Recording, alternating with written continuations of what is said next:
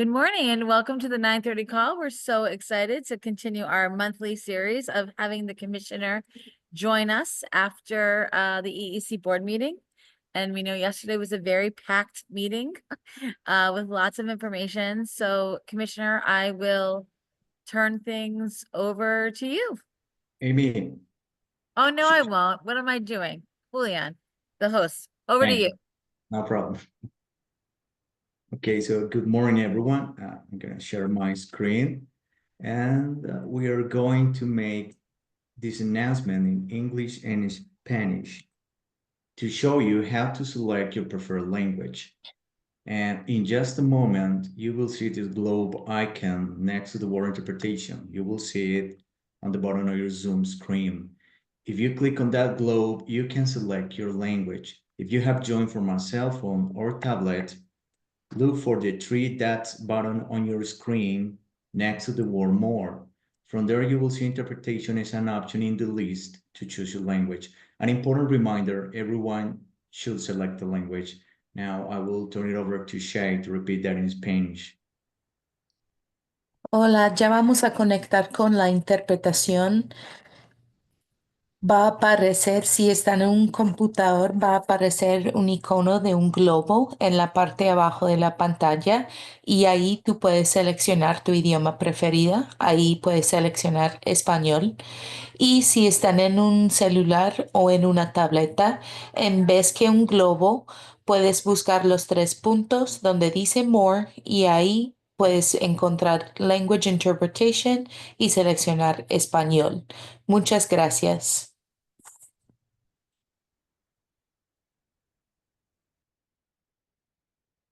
We're all set, Amy.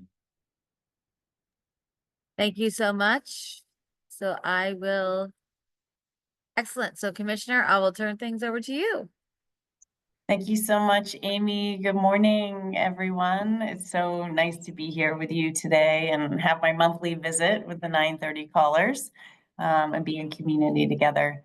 And I'm really excited about the live interpretation services. Amy O'Leary and I have been talking about how to make the EEC board meetings available in multiple languages. And so that's something that we're discussing at EEC, how to make that possible as well. Hold on, I got to confirm my language. Yes, did you choose English? I did. Hold on. Okay, great, thanks. So we had a lot happening at yesterday's board meeting, and I thought maybe I would start more outside the board meeting agenda items, and then we can hit quickly on some of the things. So I want to start by just recognizing, and I saw she's on this morning, Sarah Cian, who was on the 9:30 call yesterday.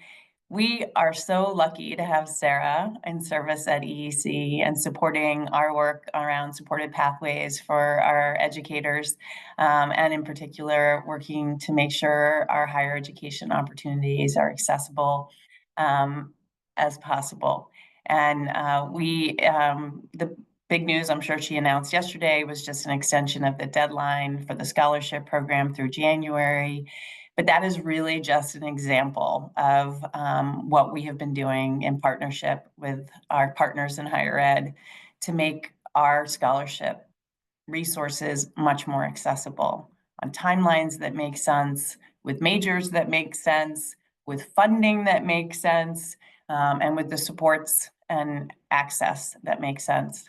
I know we have a distance to go, but we are doing a really good job under the leadership of Ellen and Sarah in communicating those needs to our community colleges and to our higher education community. And we have more folks participating and applying for those scholarship funds than we ever have before. And we are going to continue down that path with your partnership and feedback. So Sarah, thank you for your leadership and service, and we're just really grateful for the work that you're doing, and we continue to be open to hearing from all of you about how to make those resources as accessible and fully utilized as possible. So I also want to talk about some of our other resources that came up during public comment yesterday, and I've been having a lot of conversations that are also fully utilized. It's a difficult conversation, and I'm hearing from parents and providers across the state. We are still in the current position that our caseload for childcare financial assistance, and that's from Department of Children and Families and Department of Transitional Assistance, and are income eligible for working families. We have fully expended, even for this fiscal year, the amount of resources we have available to serve the current caseload of children. So we anticipate that the current controls on our voucher system and the voucher availability will remain in place for now. And I don't have a timeline right now when that might shift.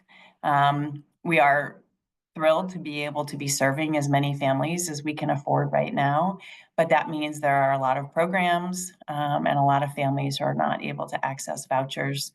I do want to say that the voucher system remains open for our DCF families, as well as for our continuity of care families, so that's siblings and families that are transitioning out of programs where there is not already contract space for them. Or are transitioning from DTA or DCF into the income eligible program. So for the time being, that limited availability will continue to stay in place. And as soon as we have additional information on that, we will share it with you. But I know that it's causing a lot of stress for families. Our childcare financial assistance waiting list has grown to about 29,000 children. And that represents many, many families who are either paying for care or themselves, or unable to participate in work or training or higher education opportunities. And obviously at the top of that list is many of our educators who we have prioritized for access to care when funding becomes available again. And many of that feedback, at least at yesterday's board meeting, we had an incredible representation of directors and program staff and MAUIC from around the state participating as part of the public comment at the Board of Early Education and Care. And I want to thank you, Amy, and the 9:30 call and your work for helping organize folks to come. We got such important feedback from the board that they are grateful when they get to hear from public comment. So it is one thing for them to hear from me about voucher access limits or changes to C3 or changes in our approach to engagement with higher education, or what it means on the ground for our directors who are struggling to fill staff positions, to handle increases in behavior challenges with kids in their programs, working with families who are struggling to afford care. I talk about this with the board members all the time, but for the board to hear it directly from those of you who are doing the work in the field, or as Donna Danette said, holding those who are doing the work, it's really important that they hear from you. So we are grateful that you took the time to be there yesterday. It's 1 to 4 on a Wednesday, and that is not compatible with most of your schedules. We recognize that. But for those of you who were able to come yesterday or have come in the past or are thinking about coming in the future, we absolutely want to encourage that.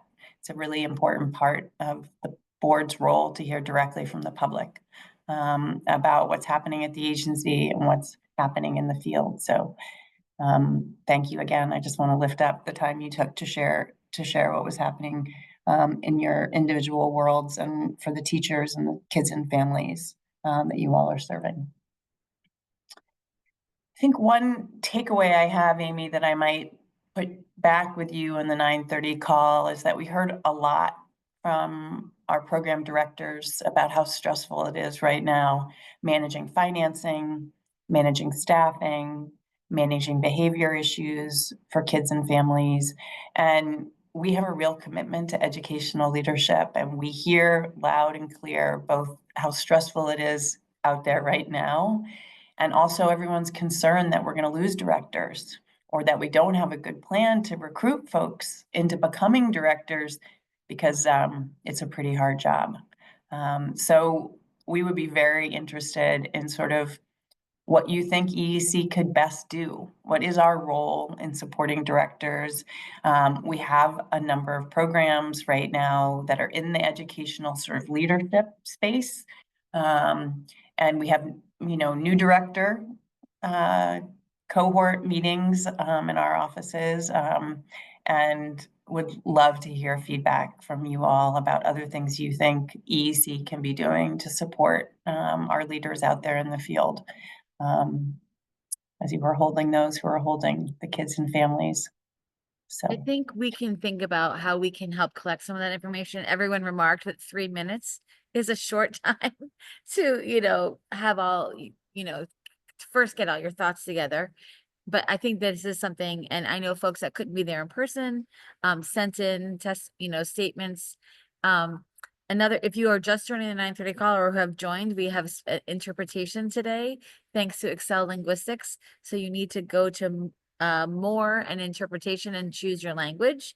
We are recording both the English and Spanish versions. And so I think, Amy, we're happy to help think about how can we get solutions, get information to you all. yes, that would be great. And, the board meeting is one thing, 3 minutes to come and talk about what the challenges are you're facing. Always welcome offering solutions during that time as well. But that is just one venue for communication. Eugenia is here and, is dedicated in her role to making sure that we're hearing from folks about what's happening in the field and working with all of you on solutions. So if this is an area where we want to spend a little bit more time thinking about the role that the agency could play and what we could be advocating for on behalf of directors, we'd love to hear directly from you and think together, co-create solutions as usual. Amy, as you're going, I'm looking in the chat. Justin Pascarello, thank you as always for being here, Commissioner, and for all you do. Is there any emerging thinking about risks and opportunities about the federal policy and budget, and then about planning for the budgeting for the next few years? We know part of the agenda yesterday was the board putting their FY26 thoughts out there, but I guess as we are kind of a week after the election, having a new administration, any thoughts about that? Yeah, I think it's important for us to take a moment to acknowledge how stressful the last week and really the last several months have been for everyone, regardless of sort of what your emotions are as a result of the outcome of the election. I think it's been a stressful time, and we are in the process with the administration across all of our agencies, whether it's in our Department of Public Health or our Department of Elementary and Secondary Education, and certainly at EEC, of assessing what the impact of the potential changes coming in with the transition to the new administration may look like. I know we've been in touch closely with our Head Start partners, for example, as we continue to track sort of what the policies and priorities and personnel might look like and what the implications would be for Massachusetts. I know many of you have probably been following the governor's comments, and I'll just lift up her, that we believe in the dignity, this is quoting from the governor, of every person, regardless of where you're from, who you are, who you love, who you voted for, and remain committed at EEC around our strategic priorities and our mission and vision to putting children and families at the center of what we do. We have made an enormous amount of progress with your partnership in building a more equitable and human-centered system over the last several years. And that commitment remains unchanged as we understand and look towards whatever comes next. I sort of felt like I wanted to start today with where I usually end, which is stay together. It's going to be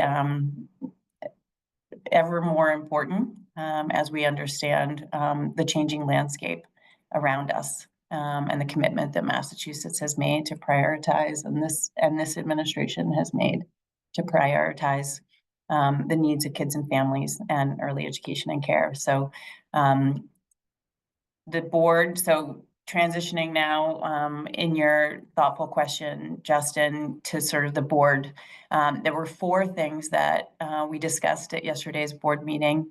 And one of those things was the board every year, it is a statutory, so it's in general law, that the board must make a set of recommendations about the coming fiscal year and the priorities the board would like to see for the agency. And usually in November, the board takes up a set of recommendations and then makes those recommendations in the form of a memo from the board to the Secretary of Education, who then transmits that to the governor for her consideration in the development of her next year's budget. So I'm sure we'll put the link in the chat for the board meeting materials, probably already there. Cracker Jack EC team. So you can take a look at the, I think actually, so let me just say that during the board meeting, they considered a draft of a set of recommendations. And then there was an important discussion that happened about making sure that the board articulated their priorities. And the memo includes very important areas for investment that none of you would be surprised. So increasing access and trying to serve additional families, especially our educators from the waiting list, continuing our childcare financial assistance reforms, maintaining our commitment and growing and refining the C3 Commonwealth Cares for Children program to ensure the stability and financial health and compensation of our educators, increasing early childhood mental health, supporting our coordinated family and community engagement work within our community to reach all families, and a number of other investments. I will say that the board had a very important discussion about lifting up a couple key priorities, and they felt like the compensation and attending to the recruitment and retention and the full set of supports that are needed to do that for our workforce, really to address their own economic mobility as well as capacity issues in the field. At the same time, prioritizing greater access for families to childcare financial assistance. So there are a number of priorities in that memo that I encourage you to take a look at. And I think there'll be a revised version based on the conversation that the board had yesterday that will get submitted, and we'll get that posted in the next week or so. But the board's conversation, if you were listening or probably didn't have a chance because you were in ratio in your program, then they did lift up the workforce as well as access as probably the key 2 priorities. And importantly, we really talked about not pressing one of those levers over the other. That in order for us to be able to serve more families with childcare financial assistance, we also need to ensure that there is the capacity and the teacher compensation so that we are moving both things at the same time. I have been very careful over the last several years to make sure that we are communicating about how we move the parts of the system together at the same time, so that we're helping families afford access while making sure that programs are financially stable and are able to pay their staff. One of the other board agenda items from yesterday that I know that you had a chance to talk about on the 9:30 call was Dr. Liebman from Harvard's Kennedy School and the Rappaport Institute shared his research findings about the economics of the childcare market. I think it's a lot of information that many of us knew or certainly feel.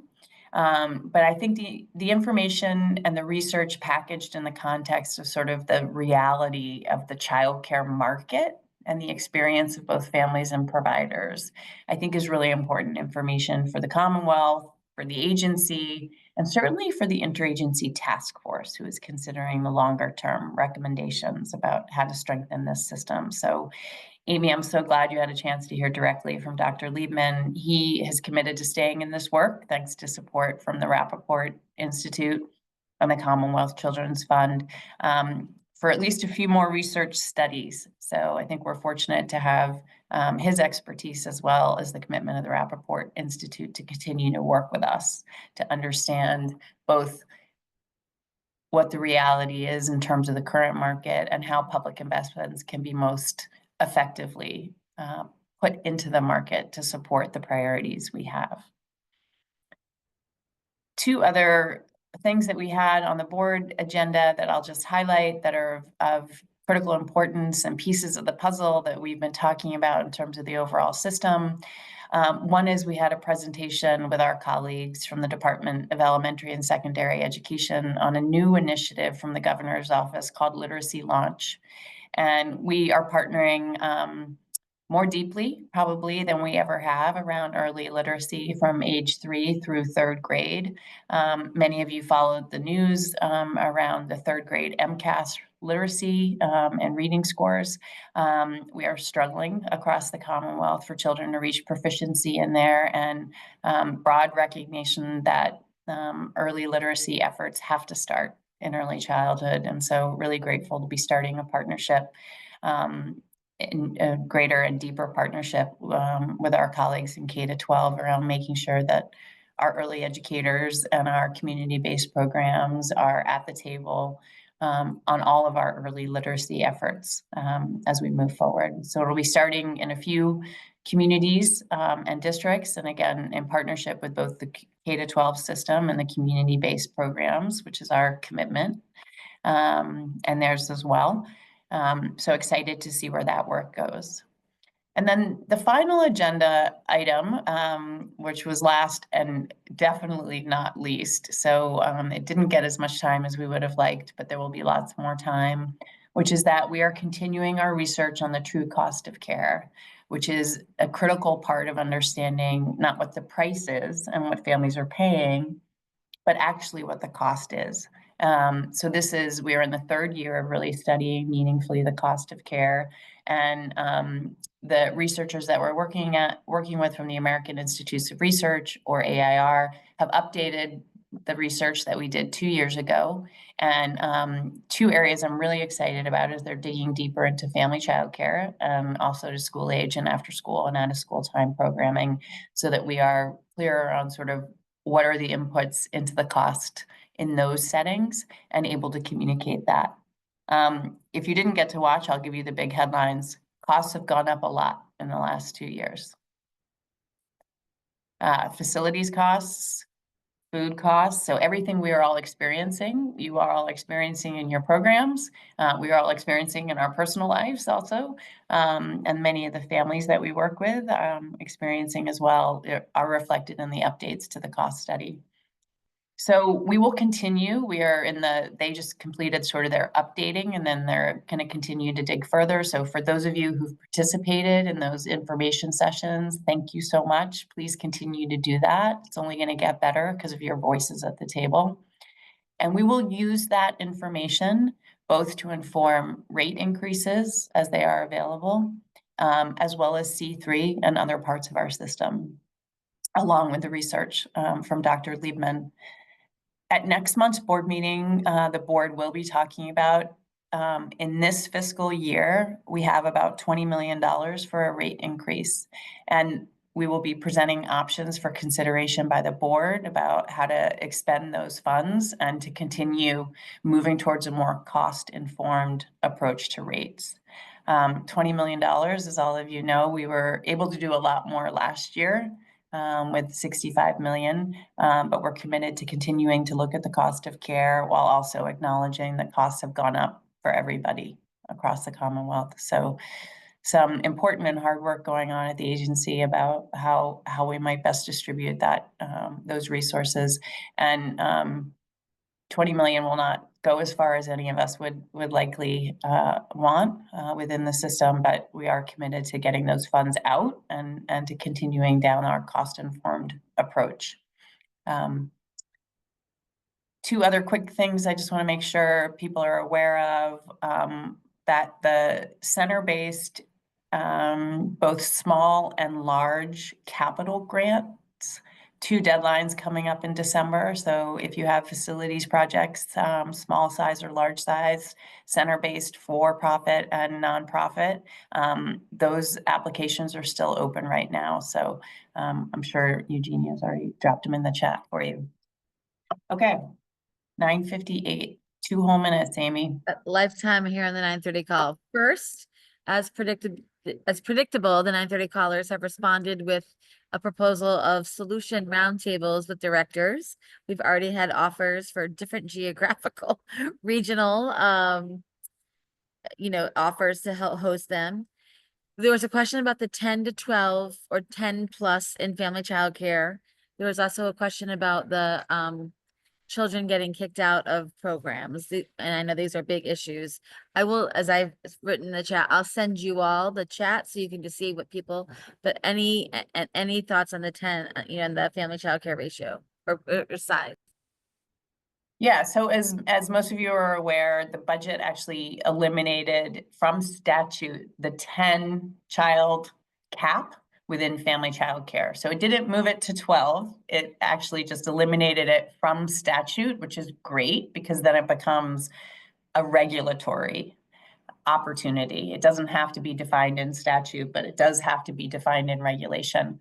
We have childcare regulation revisions happening at the agency right now, and that process, which will turn to external engagement soon, will be taking up this issue.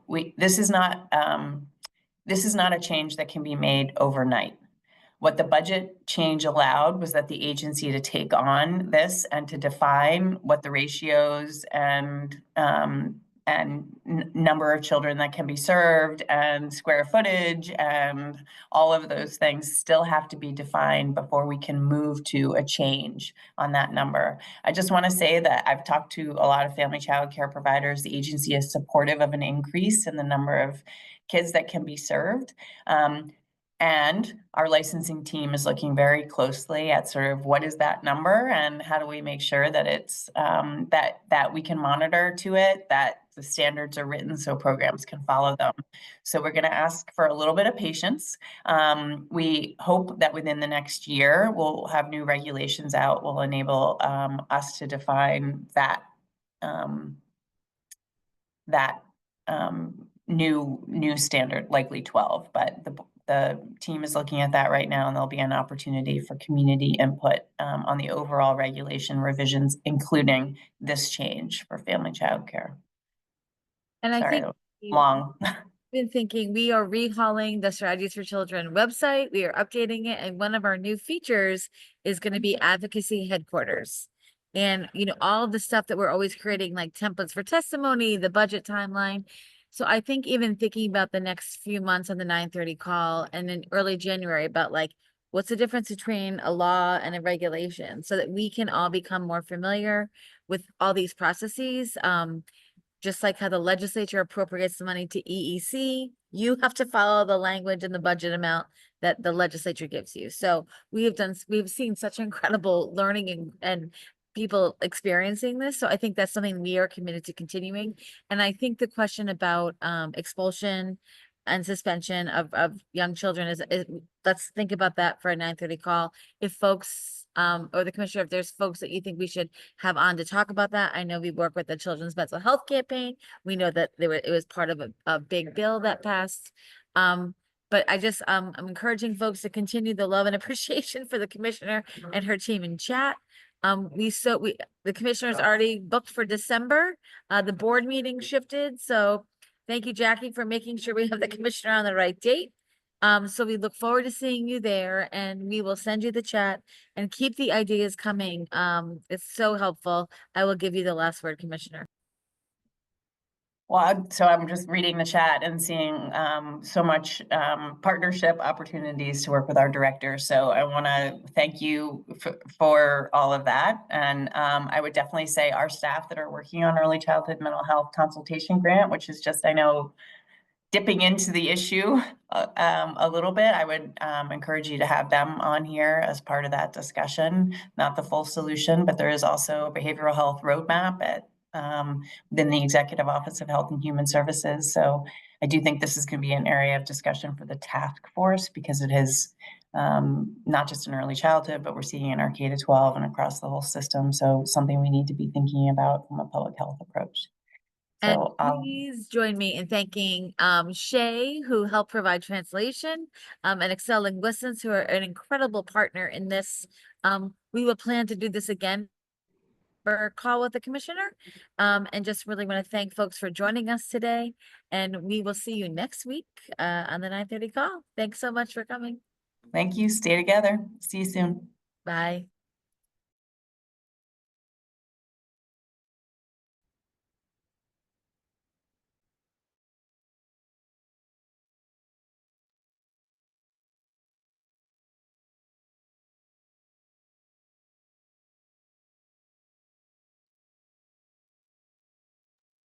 Thank you so much. My pleasure. Bye, Amy. Thank Bye. you. Have a great day.